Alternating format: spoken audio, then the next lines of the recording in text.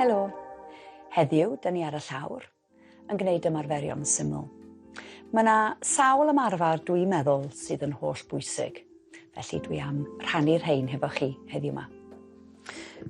Gwnewch yn siŵr bod chi'n gyfforddus, dwi'n defnyddio clustog.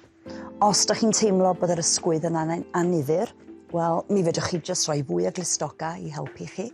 Dwi am rhoi mraich o dan ymhen fel hyn. Mae'r ddwy goes wedi plygu, ac yna dwi'n agor y goes, ac yna cau y goes. A dwi'n teimlo'r cyhyra yn gweithio o gwmpas ymhen ôl, ochr ymhen ôl. Ond mae'r ymarfer yma'n bwysig i helpu cadw'ch lluniau yr hips yn iach. Ac mae o'n bwysig bod y cyhyra yn aros yn gry a bod yr cymalau yn ystwyth. Felly dwi'n agor a cau y goes, a dwi'n gwneud yn sicr bod fi ddim yn rowlio nôl fel hyn. Felly mae'n nghorffi, mae'r canol yn gorfod gweithio i gadw'n hun yn yr un lle. Ac yna dwi am gweithio i'r ochr arall. Felly symud drosodd i lawr ar y glustog. Llaw o dan ymhen. Cwys at ei gilydd, ac yna dwi'n agor, ac yna cau.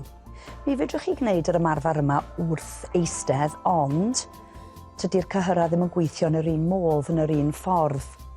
So falle bod chi yn agor a cau'r coesa, ond yn defnyddio cyhyra gwahanol mewn modd gwahanol.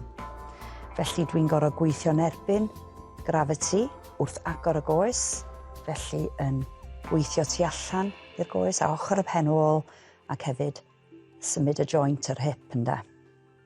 Ac yna i lawr, gofalu bod chi ddim yn rowlio. Da ni am gwneud un arall. Ac yna, da ni am rowlio ar yn cefna. A dwi yn gwybod bod rai ohonoch chi yn dioddef o ryw fath o bendro fel da chi'n mynd i lawr ar y llawr, byddwch yn ofalus. Gwnewch yn siŵr bod y glustog yn cynnal y gwddw a'r pen. Mae'r ddwy droed ar y llawr, ac yna dwi am codi mhen ôl i fyny.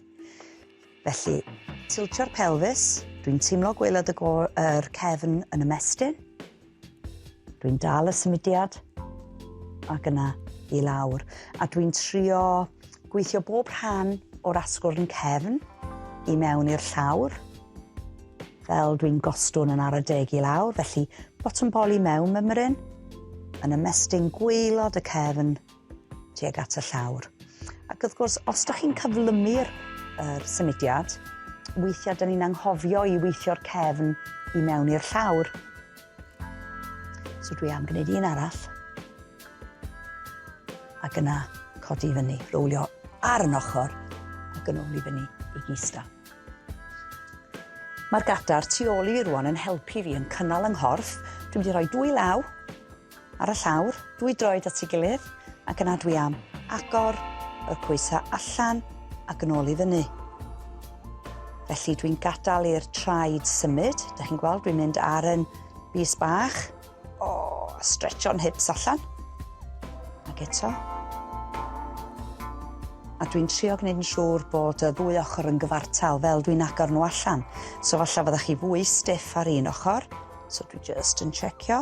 Ac yna dwi'n defnyddio'r cyhyra i agor yr ddwy benglin allan i'r ochr. Allan a nhw. Ac yna yn ôl i fyny. Os dwi'n ista ar yn ochr fel hyn, mae o'n anodd eistedd i fyny'n hollol syth. Felly os dwi'n troi ar ongl, mi fedrai ddefnyddio'r gadar i helpu fi. Ac unwaith dwi'n cynnal yn hun fel hyn, dwi'n mynd i wthio yng nghorff o un ochr i'r llall. A dwi'n teimlo'r asgwrn cefn yn symud, yr cyhyra yn ymestyn. Felly dwi'n symud y ribcage drosodd, ac yna nôl at y gadar ac eto ochr i ochr.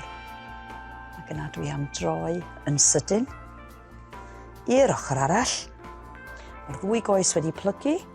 Dwi'n gafal o gwmpas un ffêr. Mae mraich ar y gadar ac yna dwi'n symud o un ochr i'r llall i ymestyn ac i symud i wneud yn siŵr bod yng nghefni a'n hipsi ddim yn mynd yn rhy stiff. Felly gobeithio ydych chi wedi mwynhau gwneud ymarferion syml hefo fi heddiw 'ma ar y llawr. Hwyl.